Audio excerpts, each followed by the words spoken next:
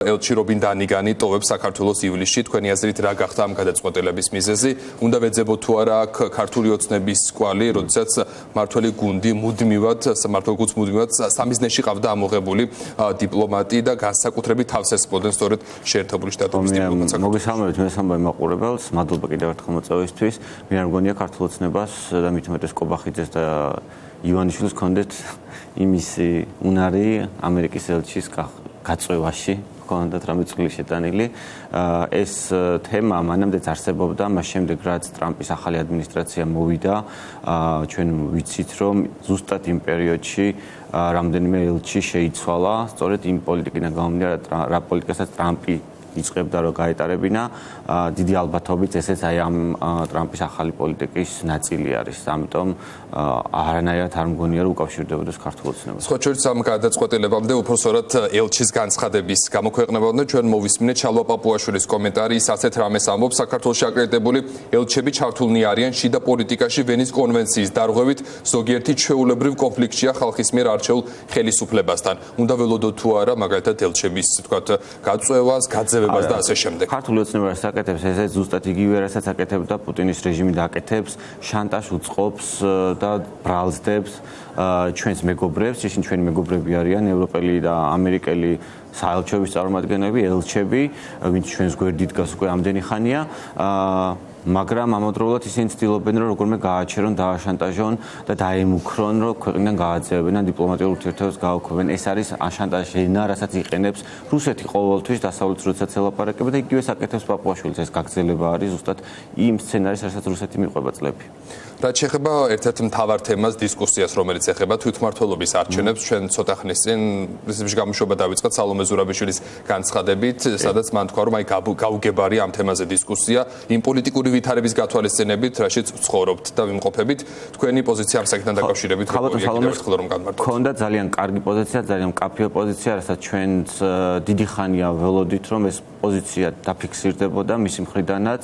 რაც მისასალმებელი არის, რაც უფრო მეტად გავწელავთ დროს და შევართ არაჯანსაღ დისკუსიაში, კიდევ უფრო მეტ საშუალებას მივცემთ ქართულ ოცნებას ეს კონფლიქტი გადაიტანოს დაპირისპირებაში, რაც საერთოდ არ მოწონს ხალხს და არ არის სამართლიანი ამ როდესაც ქვეყანაში ასეთი მდგომარეობა არის, ამ თემებზე ასეთი დავა. ამიტომ ეს დისკუსია უნდა დასრულდეს და საერთოდ არ მინდა და აღარ მინდა მეც პირადად ვისაუბრო არც ლელოზე და არც გახარიაზე.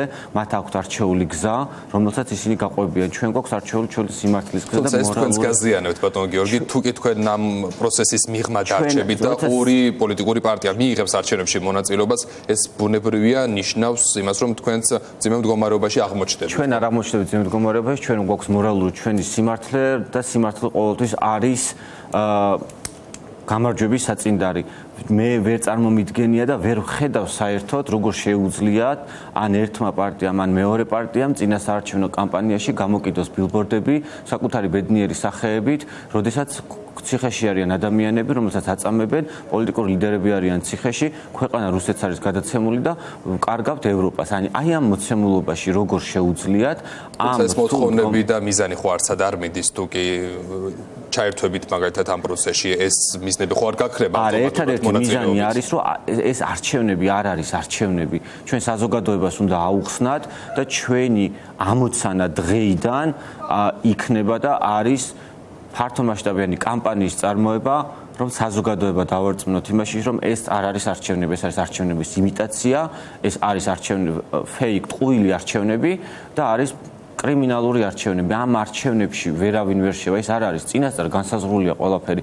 გუშინაც ვამბობდი, რომ ეს არის დანაღმულ ველზე. ეს ბრძოლა არ არის, ჩვენ ბრძოლის ველზე არ შედის არც ერთი პარტია და არც მეორე. მაშინ რა შეიძლება იყოს აქ მოტივაცია ამ თემის გააქტიურების, მაშინ მონაწილეობის სურვილის გამოთქმის და შიში, მე მგონი ეს არის შიშის ფაქტორი, შიში გამოწვეული იმ რეპრესიების რასაც ვხედავთ, უბრალოდ ზოგ ლიდერს აღმოაჩნდა იმის ძალა და მორალური ძალა, რომ სისტემა შეეწინააღმდეგოს სიმართლის, ზოგს აქვს ამის შიშები. ეს შიშები უნდა დაძლიოს, იმიტომ რომ გზა, რომელიც ქართულმა ოცნებამ აირჩია რუსული გზა, მაინც გადის საბოლოოდ იქამდე, რომ ნებისმიერი ოპოზიციური ხმა მათ უნდა გაანადგურონ. ეს არის მათი ამოცანა. ჩვენი ამოცანა რა არის? ვეხმარებით ივანიშვილის ხელისუფლებას, რუსულ ხელისუფლებას ამ ამოცანის მიღწევაში, თუ ზოგად ვაკეთებთ, ვკრავთ ზოგად წინააღმდეგობას, რომელშიც იგულისხმება ასევე თვითმმართველობის არჩევნების ეგრეთ წოდებული ბოიკოტი, მაგრამ კიდევ ერთხელ ვიმეორებ, ეს არ არის არჩევნები. ამას არ შეიძლება ეწოდოს არჩევნები. როგორც სასამართლოს არ ქვია სასამართლო, ჩვენ იქ მივდივართ, ხო? გიორგი, თქვენ რას იგებთ აი ამ გადაწყვეტილებით, რომ არ შედიხართ ამ პროცესში? თუ შეგიძლიათ აუხსენით ფორმულას აუდიტორიას, რა არის თქვენი ამ გადაწყვეტილების, თქვათ, დადებითი მხარე, რას იგებთ ამით? ჩვენ ჯერ ერთი პირველი რაც არის მორალური ხაზი, ჩვენ მივყვებით იმ მორალურ და სიმართლის ხაზს, როგორც დავიწყეთ 26 ოქტომბრის შემდეგ ართანამშრომლობით სისტემასთან მოვიყვანეთ იქამდე, რომ დელეგიტიმაციის პროცესი გრძელდება.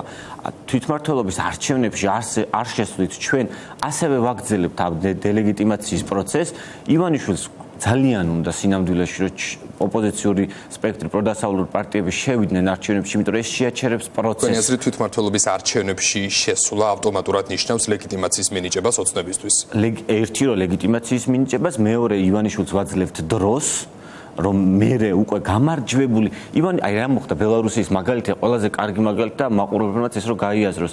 ყოველი არჩევნების შემდეგ, გაყალბებული არჩევნების შემდეგ რასაკეთებდა ლუკაშენკო?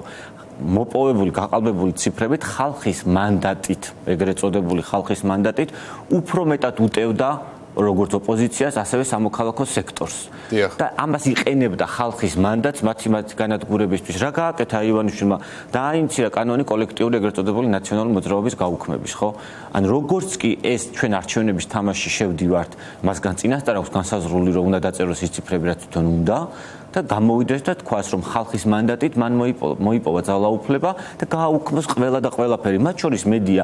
თქვენ გონიათ, რომ არჩევნების შემდეგ, რომელსაც აი ზუსტად ამ ხალხის მანდატით რამეს დატოვებს ამ მედიაში, რომელსაც უკვე თავს ესხმის, ბოლომდე მიიყვანს ყველა საქმეს და ჩვენი მიზანი რა არის, რომ სახე ჩამოვხსნათ ივანიშვილს ბოლომდე, არ შევუნარჩუნოთ მას დემოკრატიის ფასადი, რასაც ის ცდილობს. ამით ჩვენ ხო გამოდის, რომ დემოკრატიის ფასადს უნარჩუნებთ ივანიშვილს, ანუ ვამბობთ, რომ არჩევნები არ ქვია ამას, მაინც შევდივართ არჩევნებში და ვუქმნით ივანიშვილს ფასადს. ამ ფასადობანი ამქნა დიდი ხნის მანძილზე. ის რომ ივანიშვილმა დღეს აქამდე მოიტანა თავისი ძალაუფლება, ფასადს უნდა გამოვლინდეს და ჩვენი ლიდერების გადაწყვეტილება სწორედ ამიტომ იყო მიღებული. თუნდაც კომისიაზე არ მისვლით, არ გადახდით, რომ ივანიშვილის რეჟიმს უნდა ჩამოეხსნას ის ნიღაბი საბოლოოდ, რომ ის არის დიქტატორი და დიქტატორს დემოკრატიულ თამაშებში არავინ არ მიყვება. სანქციები უწესდება დიქტატორს სხვა ფორმის და დემოკრატიის რაღაცა იმედ ნაპერწკალ დარჩენილ რაღაც ავტოკრატს სხვა დონის სანქციები. ამიტომ ჩვენი მიზანია, რაც უფრო დიდ შეცდომებს დაუშვებს ივანიშვილი, მით უფრო მალე დასრულდება. თქვენი პოზიცია შეიძლება გიორგი გადაიხედოს, თუ კი მაგალითად ივანიშვილი იტყვის, რომ აი მაგალითად ჩვენ მოვისმინეთ არაერთხელ სალომე ზურაბიშვილის განცხადება პოზიცია, რომ აი იფიქრებენ, თუ კი ივანიშვილი გადაწყვეტს არჩევნების დანიშვნას ერთად, როგორც საპარლამენტო, ისე თვითმმართველობის არჩევნებს. ასეთ შემთხვევაში თქვენი პოზიცია როგორი იქნება? ეს მოთხოვნები ხო არის ცენტრალური საარჩევნო კომისიის ადმინისტრაცია უნდა შეიცვალოს. უნდა გახდეს ცენტრალური საარჩევნო კომისია. კალანდარიშვილის ცვლილება არ ნიშნავს იმას, რომ ადმინისტრაცია იცვლება. ის უნდა იყოს საერთაშორისო ჩვენი მეგობრების მიერ ადმინისტრირებული ან იმ ჩართული, ამაზე დაწერილია სალომეს ფორმატში, გაწერილია როგორი უნდა იყოს ცენტრალური საარჩევნო კომისია, ასევე სასამართლო გასაჩივრების ნაწილში როგორი უნდა იყოს პოლიტპატიმრების გათავისუფლება. თუ ჩვენ გვექნება სამართლიანი ცენტრალური საარჩევნო კომისია, ჩვენ არჩევნებზე არ ვამბობთ, მაშინ იქნება ეს არჩევნები. და რასაც ივანიშვილი ატარებს, ის არჩევნები არ არის. თქვენ 2024 წლის 26 ოქტომბრის არჩევნებს უწოდებთ გაყალბებულს, მიტაცებულს. ამ ფონზე ჩვენ ვნახეთ, აი ამ ყველაფრის გათვალისწინებით ის, რომ ჯამში პროდასავლურმა პარტიებმა მოუგეთ დედაქალაქში თბილისში ივანიშვილის პარტიას. ასე იყო თუ არა? ხო, მცირე სხვაობით. და ხომ არ ფიქრობთ, რომ უმჯობესი იქნებოდა თქვენი მხრიდან, აი თუნდაც ამ ბრძოლაში შესვლა, რათა თქვენი ძალები გესინჯათ მაინც და მოგეგოთ მაგალითად დიდი ქალაქები. 26 ოქტომბრის შემდეგ ქართულმა ოცნებამ ცენტრალური საარჩევნო კომისიის წესდება შეცვალა. კიდევ უფრო გაართულა, თქვენ ალბათ კილომეტრიდან შეგიძლიათ დააკვირდეთ, რა ხდება როგორც დამკვირვებელმა. ჩვენი საერთაშორისო ორგანიზაციები, რომლებიც აკვირდებოდნენ ამდენი წლის მანძილზე, ისინი აღარ არიან, არც ქართული არასამთავრობო სექტორი, რომელსაც აუქმებს, რომელიც ასევე უნდა დაკვირვებოდა არჩევნებს, ისინიც აღარ იქნებიან, ვინ უნდა დააკვირდეს და ვინ უნდა იყოს იმის განვრჩევი, ხა არჩევნები ჩატარდა სამართლიანად თუ არ სამართლიანად, ანუ არ დამკვირვებელი თუ არ ყავს. ქართული ოცნება გააკეთებს იმას, რაც უნდა გაუარესებული წესებით, რომელიც შემოიღო. და მეორე მხარე ამბობს, რომ აი ხომ არ ჯობია ეს გამომრიჯოს დიდი ქალაქები, თბილისი, ცენტრები. აი აქაც ეს ნაიურობა, ეს დამოკიდებულება. მით უმეტეს თბილისი, ბათუმი, დიდი ქალაქები, სადაც კორუფციული ქსელი ყველაზე კარგად მუშაობს, სადაც კლანს აქვს ხელში აღებული და ისინი მართავენ კორუფციული სქემებით დიდ ქალაქებს. როგორ გონიათ მათ, რომ ივანიშვილის კორუფციული რეჟიმი, კრიმინალური რეჟიმი დაუთმობს ან თბილისს, ან ბათუმს, ან ნებისმიერ ქალაქს, სადაც ფული ჟარგონზე ფული კეთდება. ანუ როგორ გონიათ? ამას ვამბობ, ესაა წინასწარ დანაღმული ველი. თქვენ რომ იცოდეთ, რომ წინასწარ დანაღმულ ველზე მიდიხართ, შეხვალდათ თავს აიფეთქებთ, რატო უნდა აიფეთქოთ? უნდა აფეთქოთ ის რეჟიმი, რომელიც არის სასაფეთქებელი. თქვენი კოალიცია რას თავაზობს ამ მომრჩეველს, ის რომ ამ პროცესში არ შედიხართ, ვხედავთ, რომ თქვენი 4, თქვა წამყვანი ლიდერიდან 3 არის თითქმის დაპატიმრებული ველოდებით ნიკა გვარამიას პროცესს, რომელსაც ასევე ხელბურკილებს დაადებენ დიდი ალბათობით. აი ასეთ ვითარებაში თქვენ რას თავაზობთ ამ მომრჩევლებს? ხო, ჩვენ ვაგრძელებთ ბრძოლას, ეს ბრძოლა არ არის ერთდღიანი და ორდღიანი, ეს ბრძოლა არის იქამდე, სანამ პოლიტიკური პატიმრები, რეჟიმის პატიმრები არ გათავისუფლებიან, სანამ ცენტრალური საარჩევნო კომისია არ შეიცვლება და სანამ არ დაინიშნება ახალი არჩევნები. თვითმმართველობის იქნება ერთ-ერთი, იქნება ამას მნიშვნელობა არ აქვს. ამ ბრძოლას ვაგრძელებთ იქამდე, არ ვჩერდებით, როგორც თქვი ვიწყებთ კამპანიას, რომ საზოგადოებამდე მივიტანოთ სათქმელი, რომ ეს არჩევნები არ არის და ეს არის კრიმინალური არჩევნები და აუხსნათ ქართველ ხალხს რომ არჩევნებზე არ წავიდნენ, იმიტომ რომ ეს არ არის არჩევნები და არჩევნებში მონაწილეობა არ უნდა მიიღოს არავინ. და ასევე კოორდინაციას ქალბატონ სალომესთან საგარეო მიმართულებით, რომ წრეხი გაიზარდოს, რომელიც არის გარანტია იმის, რომ ივანიშვილის რეჟიმმა მიიღოს ყველაზე დიდი სანქცია, რაც კი შეიძლება იყოს და ასე შევასუსტოთ რეჟიმი და ასე ვაიძულოთ მივიყვანოთ ახალ არჩევნებამდე.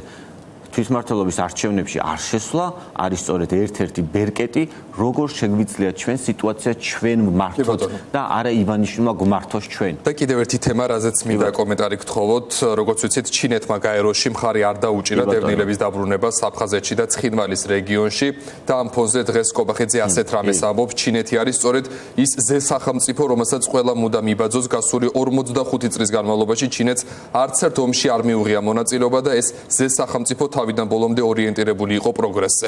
ხო, მე არ მგონია ეს განცხადება ტრამპის ადმინისტრაციას მოიწონოს, რომელთანაც ძალიან ცდილობენ ურთიერთობის გადატვირთვას, ეს ცალკე იყოს. მაგრამ აქაც ხო გამოჩნდა, ხო, ჩვენი დასავლელი მეგობრები, ვინც ჩვენს გვერდით დგას ამდენი ხანია, ვისაც ქართული ოცნება მტრად აცხადებს, მათ ხარი დაუჭირეს გაეროს ამ რეზოლუციას და ვისაც ივანიშვილი მოიხსენიებს როგორც პარტნიორ სახელმწიფოს და მეგობრებად, ჩინეთი ემირატებზეც იყო, ასევე მათ თავი შეიკავეს ან ხმა არ მისცეს გაეროს ამ რეზოლუციას, ანუ აქაც ხო ცალსახად ჩანს, ვინ არის ჩვენი მეგობარი და ვინ არა, ანუ რომელ გზას ირჩევს ივანიშვილი და რომელ გზას ვირჩევთ ჩვენ პროდასავლური ძალები, პარტიები, რომ ჩვენ ქვეყანას უკეთესი მომავალი ჰქონდეს. აქ ამ ხმის მიცემიდანაც ჩანს სად დგას ივანიშვილი და რა გზას მიყვება, სად გავართ ჩვენ. ამიტომ ამ გზას არ გადავალთ და ეს არის ჩვენი სიმართლის გზა და ამ სიმართლის გზას მივიყვანთ აუცილებლად ბოლომდე. მიუხედავად იმისა, რომ ჩვენი ლიდერები იქნებიან ციხეში, მიუხედავად იმისა, რომ რიგ პოლიტიკურ პარტიებს აქვთ შიშები და ამ შიშებს არ გადავაყოლებთ ჩვენ ქვეყანას და ბოლომდე ვიბრძოლებთ და მოუწოდებთ საზოგადოებასაც, რომ კრიმინალურ არჩევნებში მონაწილეობა არის ასევე კრიმინალი. მადლობა სტუდიაში მობრძანებისთვის.